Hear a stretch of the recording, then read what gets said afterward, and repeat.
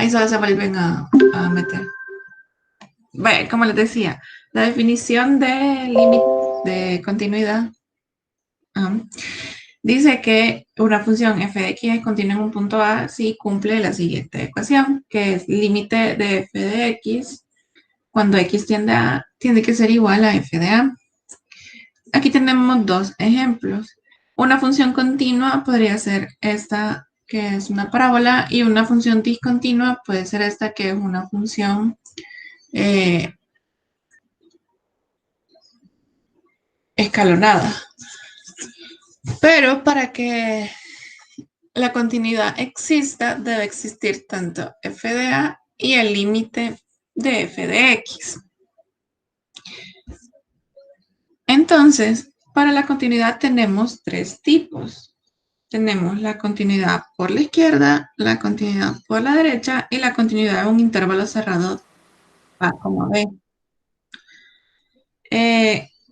Pues la continuidad por la izquierda y la continuidad por la derecha es el mismo concepto de límite por la izquierda y límite por la derecha. O sea que en la continuidad por la izquierda, una función f de x va a ser continua por la izquierda si en el punto A existe f de A.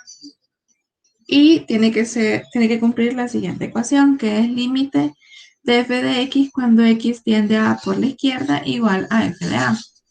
A lo mismo por la derecha, con la única diferencia que la función cambia a, perdón, que la ecuación cambia a límite de f de x cuando x tiende a A por la derecha igual a f de A. Y en un intervalo cerrado dice que una función es continua en un intervalo cerrado si f es continua por la de, si f es continua en A por la derecha, si es continua en B por la izquierda y si es continua en X para todo X que pertenezca al intervalo abierto A, B. Pero más que la continuidad, nos interesa saber también la discontinuidad. En este van a ser dos casos. Uno es cuando sea evitable y la otra cuando sea esencial o no evitable. Y cada uno tendrá dos formas. En la parte de la evitable dice que no existe FDA, pero sí existe el límite. Y la otra es que exista FDA, pero que sea distinto al valor del límite. Y la esencial es cuando los límites laterales son distintos y cuando no existe por lo menos uno de los límites laterales. Pero para entender bien la teoría, pues tenemos también los ejercicios. La discontinuidad evitable, el caso 1, que decía que no existe FDA, pero sí existe el límite. Bueno, hagamos... Ay, se me olvidó poner los límites, pero bueno.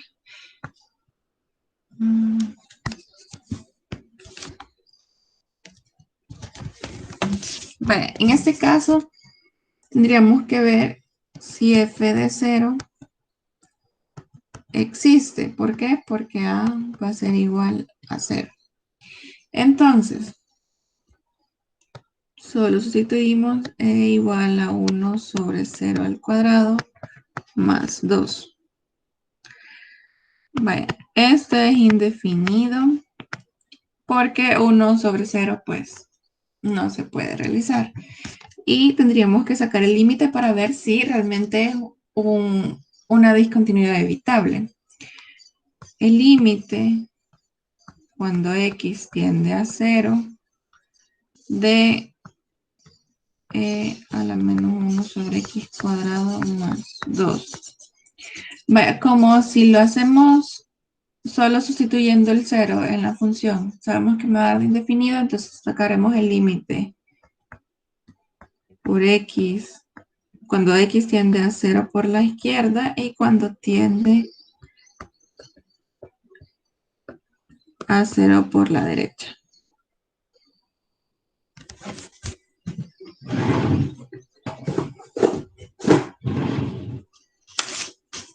Eso nos daría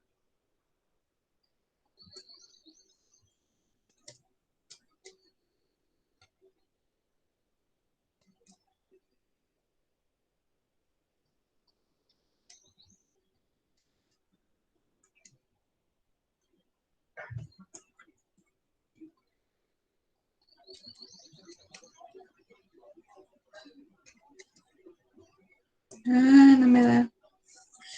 Bueno, eso nos da que va a tender a 2. El límite de f de x se aproxima a 2 y f de x se aproxima a 2. Por lo tanto, el límite cuando x tiende a 0 de la función sería 2. Entonces, si cumple que es el caso 1, porque no existe f de a, porque es indefinido, pero si existe el límite, y en este caso el límite sería 2.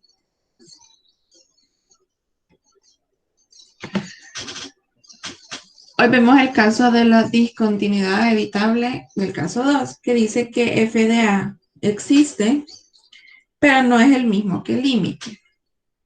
Entonces, calculemos cuánto es f de a. En este caso, a sería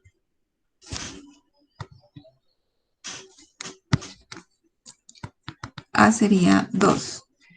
Entonces, f de 2 va a ser 8. ¿Por qué?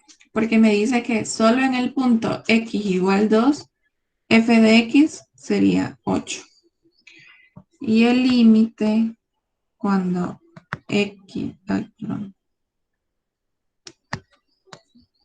cuando x tiende a 2 de x cuadrado. ¿Por qué? Porque siempre tenemos que sacar la discontinuidad, perdón, la continuidad por la izquierda y por la derecha. Y en el caso cuando es 2 a la izquierda y 2 a la derecha, siempre va a ser la función x al cuadrado. Esa la podemos sacar de un solo. El límite de 2 al cuadrado sería 4. Si ven aquí el límite y f de a sí existen, con la única diferencia que son diferentes. ¿Por qué se conoce como discontinuidad evitable?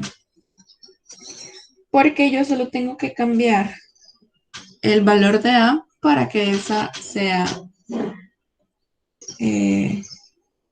continuidad. Por ejemplo, en este caso, yo lo único que tendría que cambiar es esta parte de la función para que el f de a me dé igual 4. ¿Qué pasaría? Este punto bajaría acá y ya solo sería una parábola. La discontinuidad esencial dice en el primer caso que los límites laterales son distintos. Solo por la gráfica ya podemos decir que un límite va a ir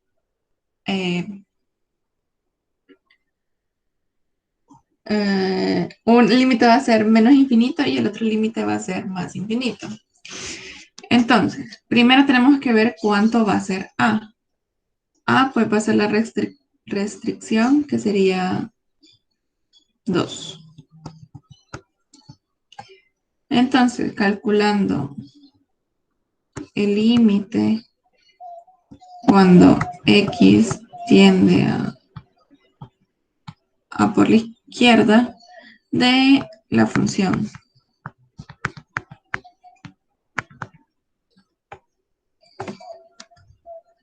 Si ocupamos un número cercano a 2 por la izquierda, eso me va a dar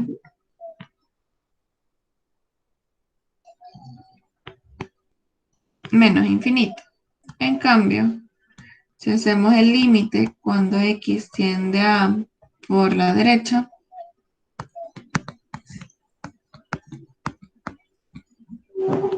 eso me daría, qué feo me quedó, perdón, me quedaría infinito. Por lo tanto, el límite no existe porque son límites laterales diferentes.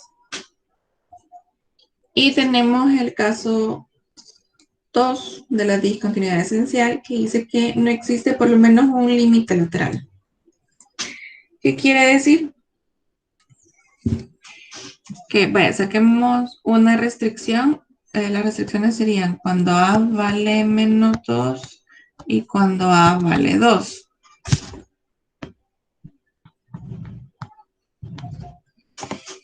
Entonces, calculamos límite cuando x tiende a 2 por la izquierda y el límite cuando x tiende a 2 por la derecha de la función raíz de x cuadrado menos 4. Aquí raíz de x cuadrado menos 4. Entonces, cuando tiende a 2 por la izquierda, sería un número menor que 2. Si yo agarro un número menor que 2, lo que está dentro de la raíz me va a quedar negativo. Por lo tanto, es un número indefinido. Sí tiene un valor, pero pues, no estamos viendo números imaginarios todavía. Y cuando tiende a 2 por la derecha,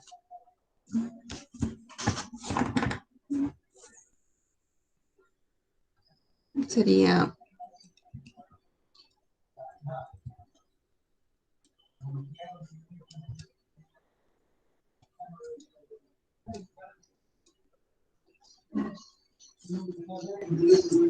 que tiende a 0, de hecho. ¿Por qué? Porque está justo aquí, no me he dado cuenta. Según yo está un poquito más arriba. Entonces, si también lo hacemos con el otro, con la otra restricción, que sería cuando a vale menos 2, igual, solo que me daría el que tiende por la derecha, perdón, el límite del lateral por la derecha es el que me diera indefinido y el otro me diera 0. Y pues las propiedades que más de las funciones continuas que se van a ocupar para poder ver la derivada son que si f de x y g de x son continuos en cualquier valor real de c sobre el intervalo cerrado, entonces las siguientes funciones continuas del valor real de c sobre el intervalo cerrado a, b. Entonces, yo puedo hacer estas operaciones con las funciones, que sería la suma de las funciones, la resta de las funciones, la multiplicación de las funciones y la división de dichas funciones. Siempre y cuando en la división g de c, que es un valor del intervalo, tiene que ser diferente de 0.